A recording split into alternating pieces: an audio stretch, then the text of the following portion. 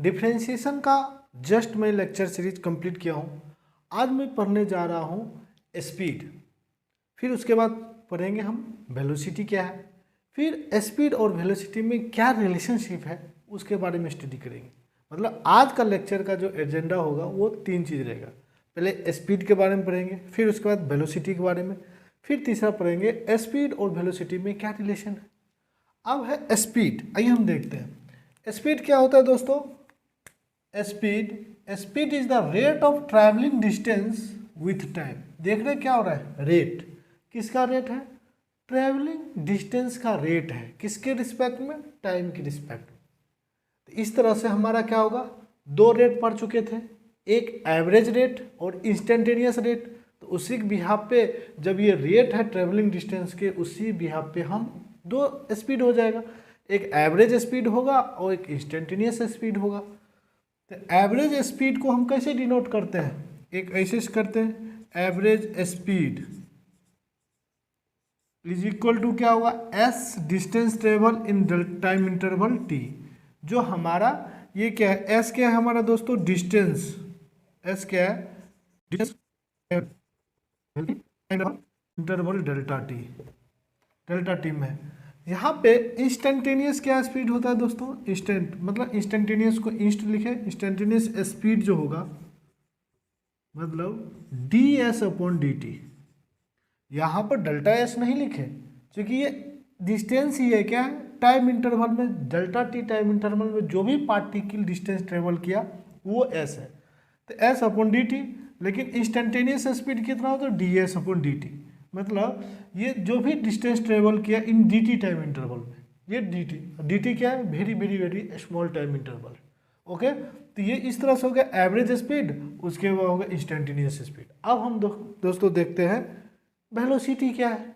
Okay, rate of change of position vector with time. यहाँ पे position vector का rate है, स्पीड में क्या था, डिस्टेंस ट्रेवल्ड का रेट था, यहाँ पे पोजीशन वेक्टर का रेट है। तो एवरेज जो वेलोसिटी होगा हमारा, जो वेलोसिटी का जो वेक्टर क्वांटिटी होता है, तो क्या होता है, delta R upon delta T, यही हो गया। जब यहाँ पे वेलोसिटी इंस्टेंटेनियस जो होगा, इंस्टेंटेनियस होगा, जो rate of change of the position vector होगा इनटू डी टी, यही होगा हमारा इंस्टेंटेनियस वेलोसिटी। मतलब ये है वेलोसिटी एट इंस्टेंस, ये है वेलोसिटी एट इंटरवल। मतलब वेलोसिटी इन इंटरवल, एवरेज वेलोसिटी क्या इंडिकेट करता है, velocity in interval, but instantaneous velocity क्या रिप्रेजेंट करता है, velocity at instance D T. होने जा रहे हैं रिलेशन बिटवीन द स्पीड और वेलोसिटी, इस दोनों में क्या रिलेशन है, इसको समझने के लिए हम दोस्तों हम एक पार्टिकल का ट्रैक ड्रॉ करते हैं, एक कर्व पाथ ले लेते हैं, पार्टिकल इस पाथ पे मूव कर रहा है, ये रहा मेरा इनिशियल पोजीशन, ये रहा मेरा फाइनल पोजीशन। पार्टिकल इस पाथ से जाकर के मूव कर रहा है, इस पाथ का जो ट्रेवल डिस्टेंस होगा एस होगा। लेकिन हम डिस्प्लेसमेंट क्या होता है दोस्तों, shortest distance between the initial position and final position. तो ये हमारा रहा डिस्प्लेसमेंट, ये है हमारा मानते हैं डी आर, डी आर है। तो ये जो डिस्प्लेसमेंट है शॉर्टेस्ट डिस्टेंस, डिस्प्लेसमेंट क्या होता है दोस्तों, शॉर्टेस्ट डिस्टेंस। और शॉर्टेस्ट डिस्टेंस क्या होता है, दोनों इनिशियल पॉइंट और फाइनल पॉइंट को हम एक स्ट्रेट लाइन से मिला दिए। अब पार्टिकल इस पाथ से जाएगा और एक पार्टिकल इस पाथ से जाएगा, तो शॉर्टेस्ट डिस्टेंस तो यही है, लेकिन डिस्टेंस वेरी करता है, ये पाथ तो ज़्यादा है और इस पाथ से जाएगा, तो इस केस में डिस्टेंस और डिस्प्लेसमेंट बराबर होगा। इसका मतलब होगा S greater than equal to हो सकता है डी आर, डी आर है। अब हम एक टाइम इंटरवल डी टी से दोनों तरफ डेल्टा टाइम इंटरवल से क्या कर दो, डेल्टा टाइम इंटरवल से डिवाइड कर दो, डेल्टा टाइम इंटरवल दोनों तरफ। जब डेल्टा टाइम इंटरवल से डिनोट कर दोगे और मैग्नीट्यूड कर दोगे, तो इसका मतलब क्या होगा, average speed, average speed greater then, यही तो है एवरेज वेलोसिटी से, एवरेज वेलोसिटी। ये हमेशा होगा। ये केस सेटिस्फाइड होता है, कैसे प्रूव कर लिए दोस्तों? क्योंकि डिस्टेंस हमेशा डिस्प्लेसमेंट से बड़ा ज़्यादा होता है और डेल्टा टाइम से डिवाइड कर दिए तो distance travel in delta time interval average speed, distance मतलब rate of change of position in time interval delta T average velocity, और ये हमेशा बड़ा होगा एवरेज स्पीड, बड़ा होगा या बराबर होगा एवरेज वेलोसिटी से।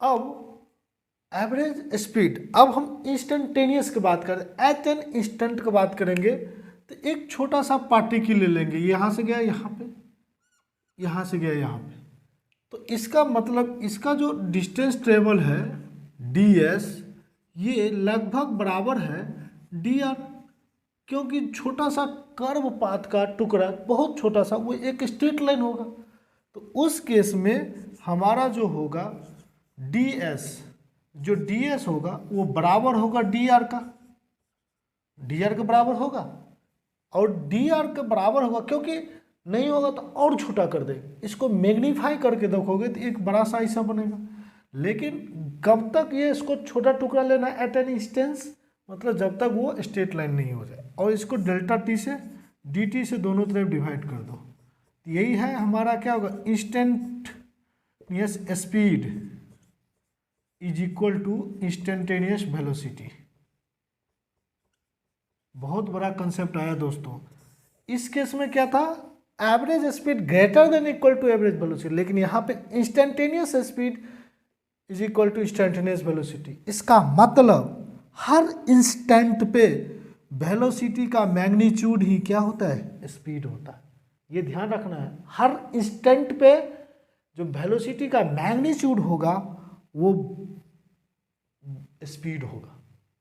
ओके दोस्तों, यहाँ पे एक डाउट आता है, क्या डाउट आता है, जब हर एक इंस्टेंट पे हर उस वेलोसिटी का मैग्नीट्यूड ही स्पीड होता है तो एवरेज स्पीड क्यों ज़्यादा हो जा रहा है एवरेज वेलोसिटी से?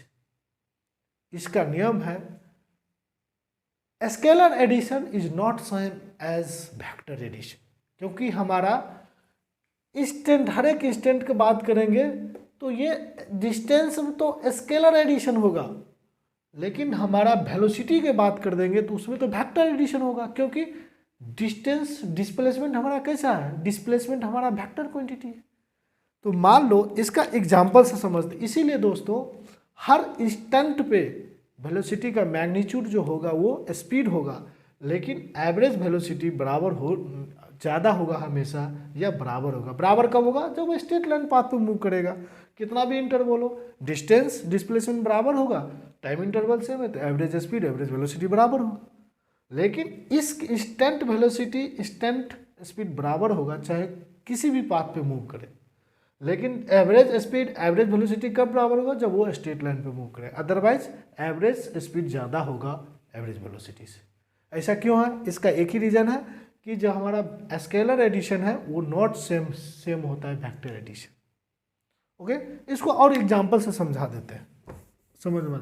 सपोज एक वेक्टर है ये 3, एक वेक्टर है वर्टिकल 4, ये i है, ये j कैप है, तो इसका जो रिजल्टेंट होगा क्या 3 + 4 7 होगा, नहीं, क्या होगा 5j, 5 होगा। मैग्नीट्यूड की बात कर दें 5 होगा, तो ये यदि वेक्टर 3 है और ये वेक्टर 4 है तो इसका रिजल्टेंट 5 होगा। क्या ये वेक्टर का सम 7 है, नहीं है, क्योंकि हमारा ये रिजल्टेंट तो हमारा ये वेक्टर होगा, लेकिन स्पीड में बात करेंगे तो 3 + 4 कितना होगा, डिस्टेंस बात करेंगे 3 + 4 7 होगा, लेकिन डिस्प्लेसमेंट हमारा क्या हो रहा है, 5 हो रहा है। तो देखो इस केस में डिस्टेंस बड़ा है डिस्प्लेसमेंट से, इसीलिए दोस्तों average speed same time interval है तो एवरेज स्पीड ज़्यादा होगा एवरेज वेलोसिटी से, लेकिन हर इंस्टेंट पे वेलोसिटी का मैग्नीट्यूड ही क्या होगा, स्पीड होगा। ओके दोस्तों, इस तरह का सर कंसेप्ट समझने के लिए दोस्तों इस चैनल को फॉलो कर लें, यदि फेसबुक पेज पे देख रहे हैं उसको फॉलो कर लें, यूट्यूब पे देख रहे हैं तो उसको सब्सक्राइब कर लें और दोस्तों उसके साथ भी शेयर कर लें। Thank you.